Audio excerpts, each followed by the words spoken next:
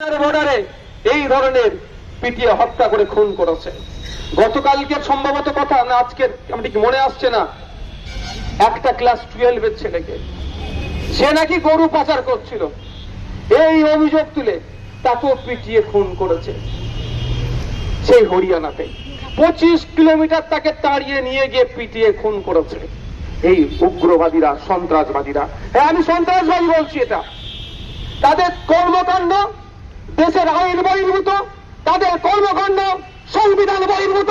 কারণ সংবিধান যেখানে মানুষের খাদ্যাভ্যাসের স্বাধীনতা দিয়েছে, ধর্মচরণের স্বাধীনতা দিয়েছে, কে কি খাবে সেটা তার নিজস্ব রাজ্য করেছে, এই অধিকারের উপরে যে হস্তক্ষেপ করবে, এই অধিকারের উপরে যে কলম চালানোর চেষ্টা করবে, তাকে আমরা আর কি মনে করবো বলেন?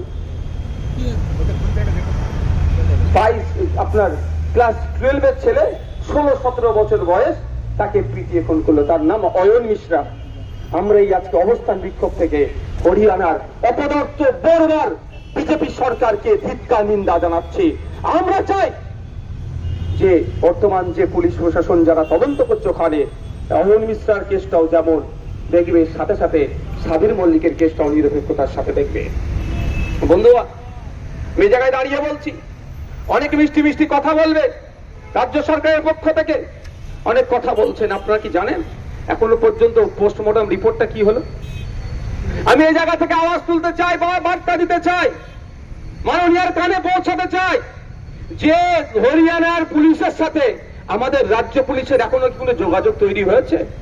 যদি হয়ে থাকে, একের পর এক ডিসি সেন্ট্রাল যেভাবে আর্যিকর কাণ্ড নিয়ে ধামাচাপা দেওয়ার জন্য, আমি ধামাচাপা বলছি, লাল জামা পরে ডক্টররা বলছেন উনি পিজিডি ডক্টর, আর উনি নাকি ফিঙ্গারপ্রিন্ট এক্সপার্ট বলে ডিসি সেন্টার চালিয়ে দিচ্ছেন।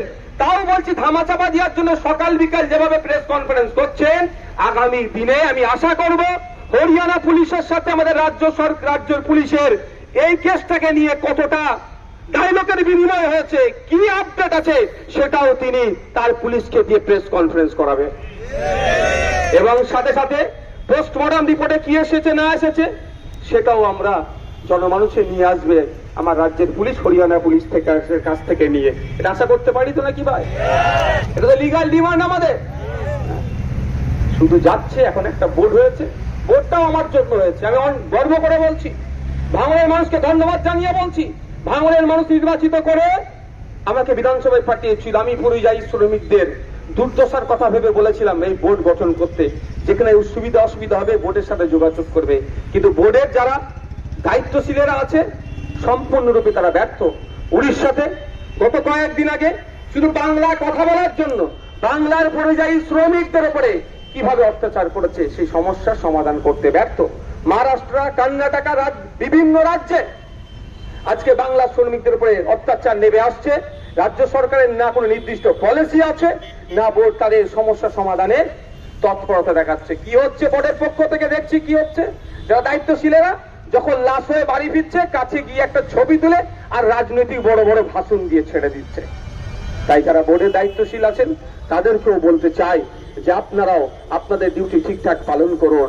এখন বাংলার মানুষ জাগ্রত হয়েছে, বাংলার মানুষ পথে নেমেছে। জাস্টিস ফর আরজি কর, তিলোত্তমার বিচার যেমন চাইছে, সমস্ত জাস্টিস চাওয়ার জন্য আজকে আমরা রাস্তায় নামছি।